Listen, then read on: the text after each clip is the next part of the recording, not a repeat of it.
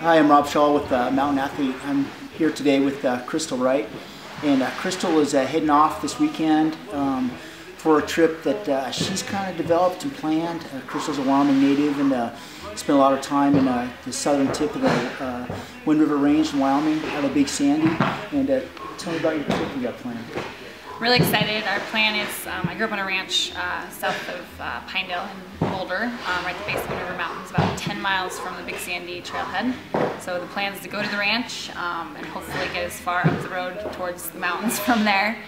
We know it's only 10 miles at least to the trailhead, if nothing else. The plan was originally to be able to use horses and pack in a lot of our stuff and food, but we're not sure if that's going to totally work out. We're still kind of scoping out the road. We at least might be able to take the horses in for a little bit further.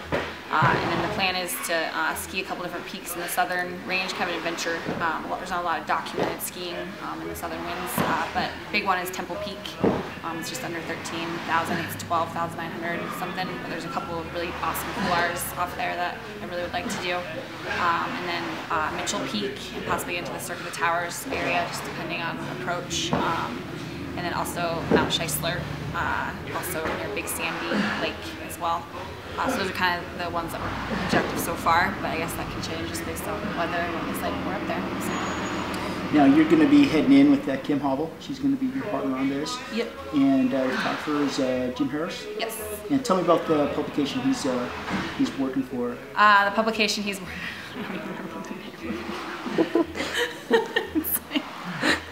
You have to ask that question again. No, I might need to read the notes again. It's the Ascent Backcountry Snow Journal.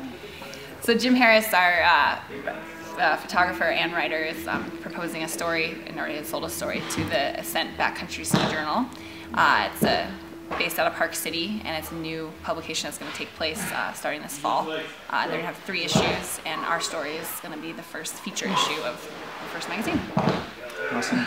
What's kind of interesting about this trip, from our perspective with Crystal, who's one of our sponsored athletes, has been for a while, is that she's coming off a ski season where she was doing some free ski comps, and this trip is a backcountry ski trip primarily. And so we've been working over the last 6 weeks. We custom designed a strength and conditioning program for her for this trip, and interesting elements about it. She's looking at 8 to 12-hour days, probably. A long approach just to the base. So we kind of planned in a 5-hour approach just skinning.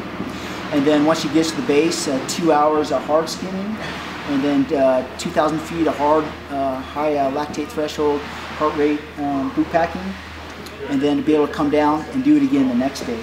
So there's lots of things that we were planning for be able programming for to be able to perform well one day, the big day of the event, and then be able to do it again, because the trip you're hoping to do 3, 4, 5 days in a row, right? That's the plan. Obviously weather dependent, but yeah, obviously if the weather's nice, we're going to go. Right. As many days as we can. Essentially it could be 6 days in a row if plays all right. And obviously we'll not do hard 12-hour days all those days. We won't be able to, but right. Maybe have a shorter day in between, a 6-hour day in between or something. Okay.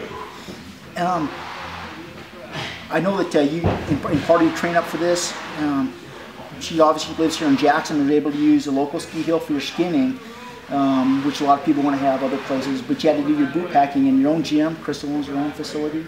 And tell me about that a little bit. Pretty intense boot pack intervals that we designed for her. The boot pack step-up intervals were very, very hard. I had to do 35 pounds in the pack. I really hope my day pack doesn't weigh that much, but it was good training.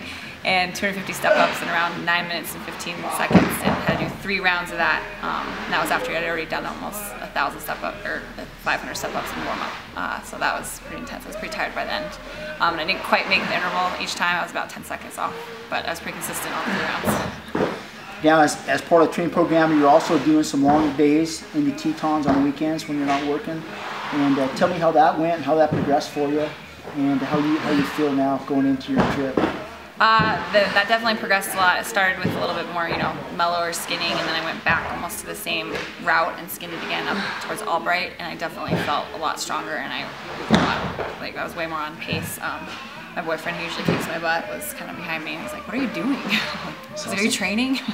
So I definitely felt a lot stronger by the end. And then the last big thing I did was probably 2 and out, and that was just really steep, and just the mountain goes. I call it the mountain, it just keeps on giving. So that was a good test. And I was tired for that day, but I recovered the next day. I felt great, so that was huge. So good.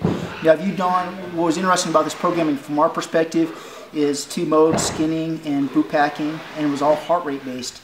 We actually did a lactate threshold heart rate test on Crystal and here skinning. And have you done, I'm not super familiar, I know your skiing background, have you done lactate or heart rate based training before like this? Not this consistent. Not this consistent, yeah, I've always used it and kind of like messed around with it and set little intervals for myself and zones, but this was kind of fun to, you know, stay and try and get in my zones and see how, like, for the steady state, if I can maintain at a pretty high heart rate. And it's interesting, like, boot packing, or like, you know, when you get to altitude, it changes everything. Or once you start to get tired, all of a sudden I'll go for like 5 steps and my heart rate's up like max, and then I have to rest and then come down. But, you know, like snow king stuff I could maintain pretty high. You know, I got definitely a lot faster going up that. I was like, great, I have to go back up this thing again because I still have time. Right, so. Yeah, I've done some of that myself. But it was fun. Now you're a full sponsored athlete by Turex. But Dina Fitz give me support for this? Yes. Some bindings and... ski crampons and their boots, their Mercury boots are awesome. That's what I've been training in. Awesome. And you got some product from Goo that really helped you, so... Yeah, that's huge. I try to have a Goo like every 45 minutes. Like, been consistent, that makes a huge difference. Really, it really helps because like you feel like you're going to bonk, you're getting tired, and it just goes right into your bloodstream. And I love that stuff. But love it. Yeah, good for you. Anything else you want to add about your trip? I don't think anything. Yeah, just want to go have a fun adventure and psyched to be in shape, and thanks to Mount Athlete for helping me get there. I hope you get to ride horses in a little bit. Yeah, That's I know. Pretty Me awesome. too. Has Kim been on horses before? She's been on horses before, but not a lot. Yeah. Yeah. Well, you have you each will be riding one. You have 2 or 1 pack horse. We would probably just there's 3 of us. We could probably get away with, well, probably 2 pack horses. 2 pack horses. Just because of all of our gear and like the camera gear and stuff adds up weight-wise. Sure, absolutely. And skis, yeah, ski gear. And so this is it going to be a video end still? Do you know? He does a lot of videography work, so it's just going to depend on his kind of. I haven't got to sit. I'm meeting with him tomorrow, and we're going to kind of talk about the objectives. So I'll know a lot more, obviously, after that. But he does film too, so it's just going to depend on what he's feeling for this project. So what's kind of great about this project is it's your backyard down there. It's a place you love, and it's neat you're able to put it together. Yeah. I'm excited to see how it goes. Thanks, Rob. I'm psyched.